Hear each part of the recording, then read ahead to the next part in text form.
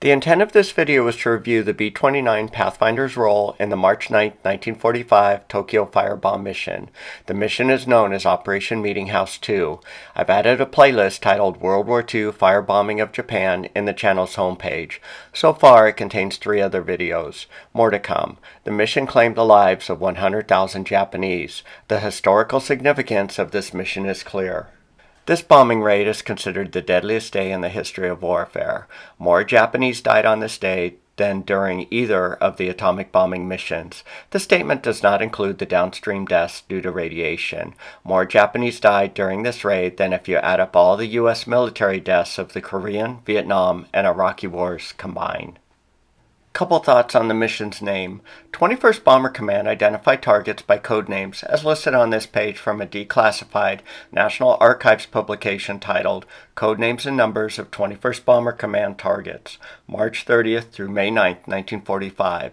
For example, the city of Kobe is listed as codename Middlemen, as shaded in this row.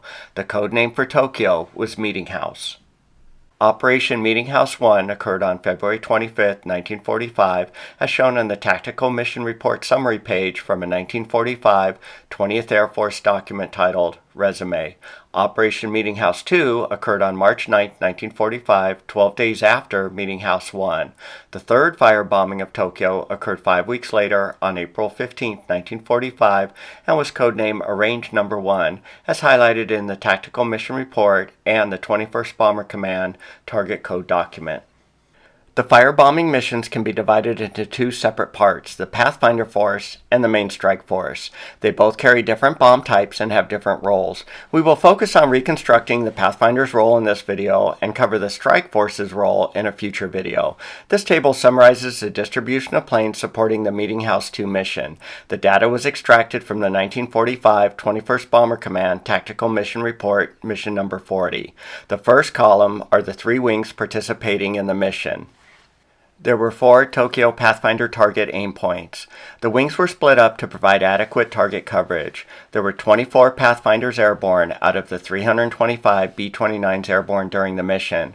Only 279 planes actually bombed Tokyo. This was due to a few planes that were diverted to targets of opportunity, some that were destroyed prior to bombing and such. A total of 21 Pathfinders made it through to bomb the 4 Tokyo target points of the 24 dispatched. All Pathfinders carried around 184 M47 bombs. The M47 incendiary bombs were 70 pounds and each filled with 6.25 gallons of napalm. Multiple aiming points were selected around 1 mile apart from each other so that the 4 target fires would overlap.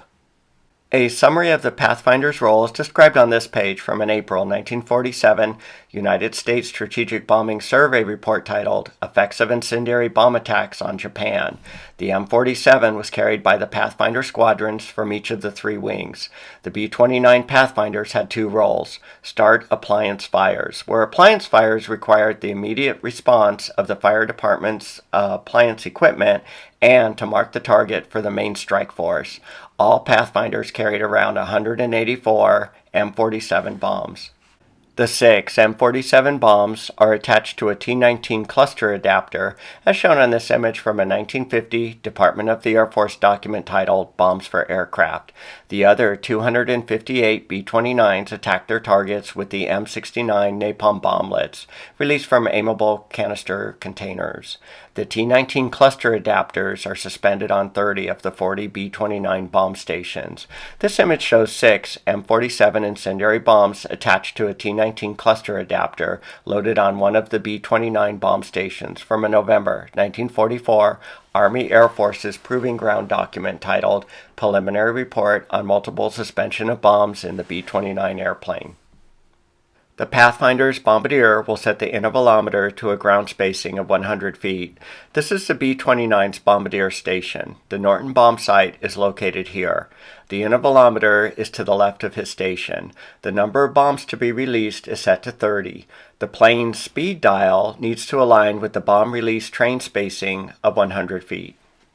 A T-19 cluster of 6 M47s will strike the target area every 100 feet along the plane's axis of attack.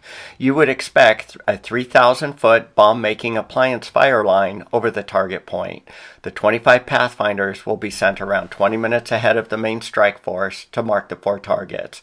Bomber Command studied Tokyo's vulnerability to fire, as shown on this map from a 1945 21st Bomber Command document titled Analysis of the Incendiary Phase of Operations, March 9 through 19, 1945.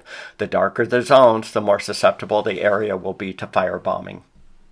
The Tokyo target points are located at the circles in this view. This area shaded is the Imperial Palace. This image shows the population densities of Tokyo, where darker shading corresponds to higher densities. The 4 target points are listed on this map. The Imperial Palace is again shaded for reference. The rationale for the Pathfinder target point selection is shown on this page. Point 1 is at the center of Tokyo's most flammable zone and has no fire breaks. Cities often created fire breaks to stop the spread of fires.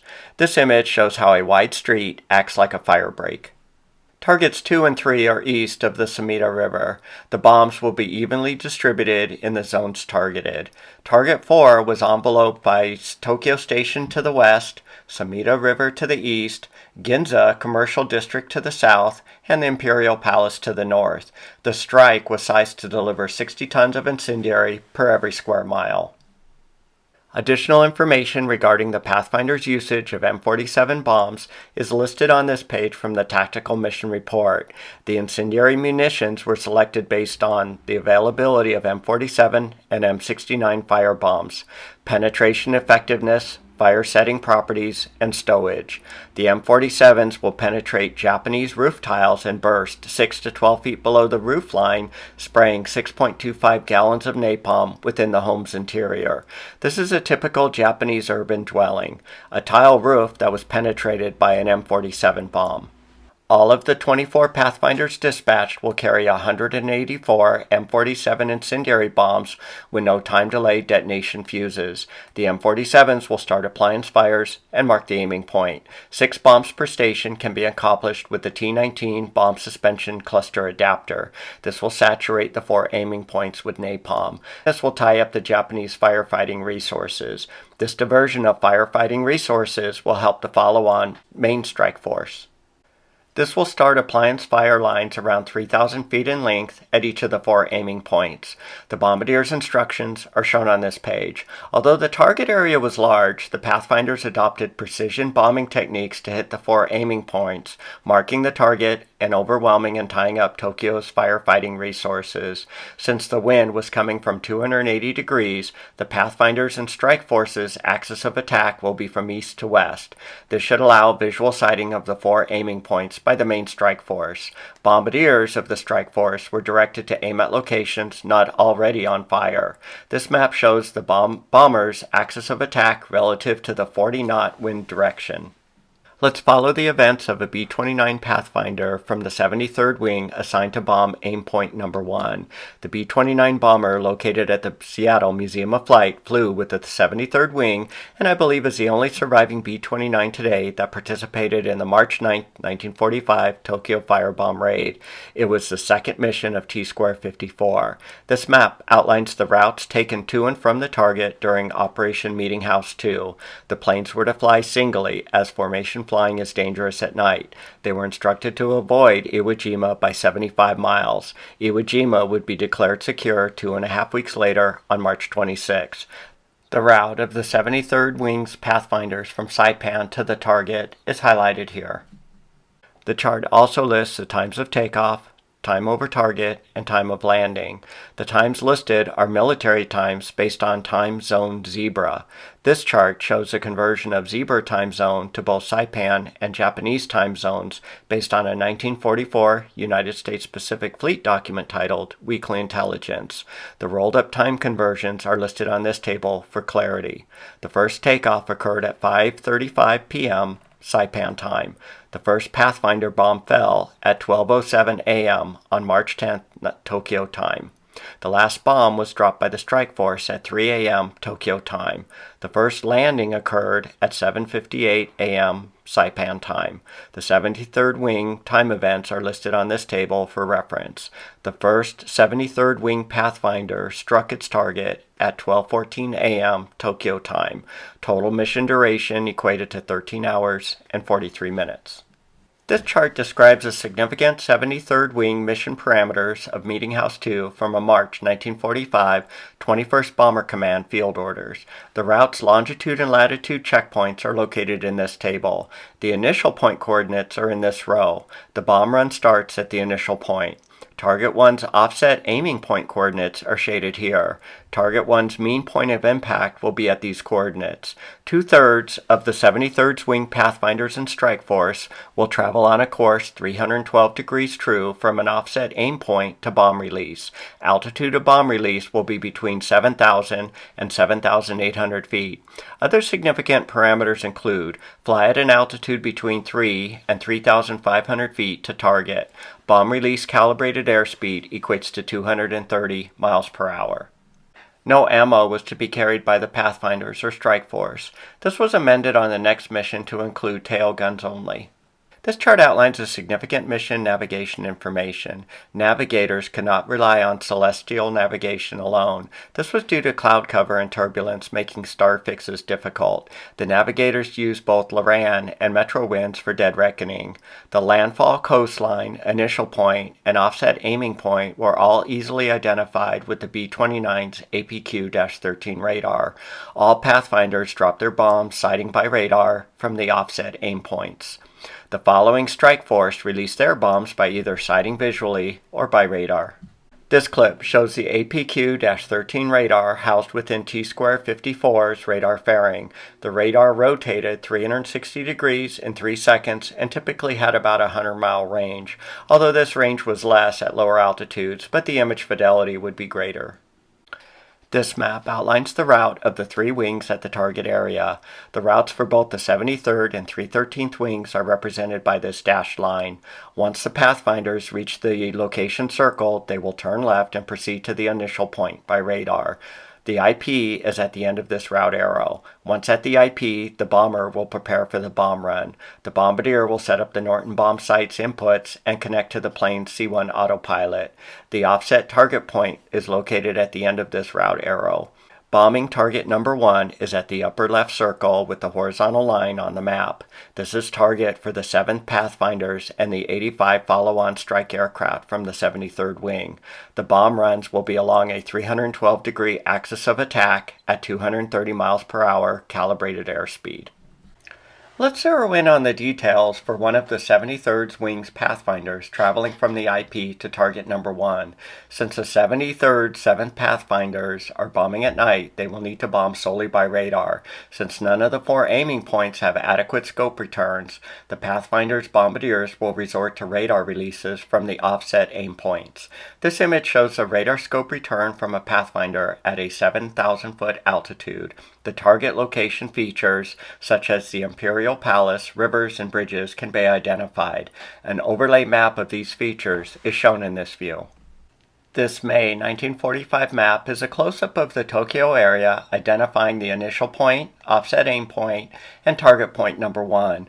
When the bomber passes over the IP, he will adjust the Norton bomb sight's ballistic parameters. The distance between the IP and the offset aim point is 47.7 miles. Since the ground speed of the bomber is 250 miles per hour, the duration from the IP to the offset aim point is 11 minutes 28 seconds. The distance between the offset aim point and the target is 6.3 miles. The bombardier will have pre-calculated the distance past the offset aim point to bomb release. For this method to work, the bomber must have a good offset aim point radar return and maintain both a constant speed and heading once he passes the offset aim point. No deviations are allowed. To calculate the distance past the offset aim point to bomb release, the bombardier will need to know the horizontal range, as shown in this figure. The range is a horizontal distance from bomb release to bomb target contact. This table from a September 1945 National Defense Research Committee document titled Weapons Data, Fire Impact Explosion provides bomb-specific ballistic data. The first column are bombing ballistic parameters for a 5,000 and 10,000 foot bomb release altitude. This column represents the M47 bomb. The data is valid for a true airspeed of 250 miles per hour. Other bomb ballistic tables are available for different airspeeds. We will need to average the range row values since the 73rd Wing's Pathfinders release their bombs at 7,500 feet. The M47 bombs will strike the ground at 6,820 feet ahead from the release point. Let's look at an overhead view of the bombing geometry. The offset aim point is here. The target is 6.3 miles away along your axis of attack. You want to deposit your bombs such that the T-19 bomb cluster adapter number 15 lands right over the target. This implies bomb cluster adapter number 1 is released here and cluster adapter number 30 is released here. The first bombs from cluster adapter number 1 will land 1,500 feet back from the aim point. The horizontal range equated to 6,820 feet. The bombardier will need to start the release train 1.47 miles back from the target to get the proper mean point of impact bomb spread. The bombardier will need to start the train release sequence 4.83 miles past the offset aim point. The bombardier can simply synchronize the start of the bomb release train sequence at 70 seconds once the plane has passed over the offset aiming point, given the constant speed, altitude, and axis of attack. This map shows the location of the offset aim point, plane's axis of attack, aim point 1, and the 3,000 foot bomb pattern footprint. The MPIs for the other 3 aiming points are shown on this map with their associated 3,000 foot bomb impact zones. Interesting that other YouTube videos and Wikipedia indicate that the Pathfinders flew 90 degrees from each other to form a 5 mile by 5 mile flaming X for the following strike planes to use for aiming. This is clearly not the case. The bombers do not crisscross their paths to make an X. This image shows the level of burnout related to the 4 aim points. The axis of attack for each wing is shown here. The wind direction and magnitude is shown here. This image was taken a day after the attack. The M47 bomb started fires rapidly as expected. This was due to the 40-knot winds. The main strike force arrived and started more fires, which merged into a large, vast fire. Bombers arriving later discovered low visibility conditions and bombed short of their assigned 4 target zones. The Pathfinder bombing accuracy was considered excellent. Bomber Command was looking for a more accurate, precision, blind bombing approach besides Pathfinder offset bombing. A radical concept is proposed on this page from an April 7, 1945, headquarters of the 20th Air Force's weekly newsletter. The Germans are generating smoke at the bombing location. This disrupts bomb sighting by visual methods. Ironically, the Army Air Forces bomb during the day, sighting with radar, while the RAF bomb at night with visual sighting methods. The RAF night bombing can be more accurate than the Army Air Force day bombing. The Japanese are starting to use smoke screens at targets. Bomber Command desires a functional electronic homing bomb marker that could be placed at the target and would be picked up by the existing B-29's APQ-13 radar. The marker could be dropped by a fighter. No greater contribution to help with bomb accuracy could be made if such a device could be adapted. This project never came to fruition during the war. If you found this video interesting and informative, please engage by commenting, liking, and/or subscribing to the channel World War II U.S. Bombers.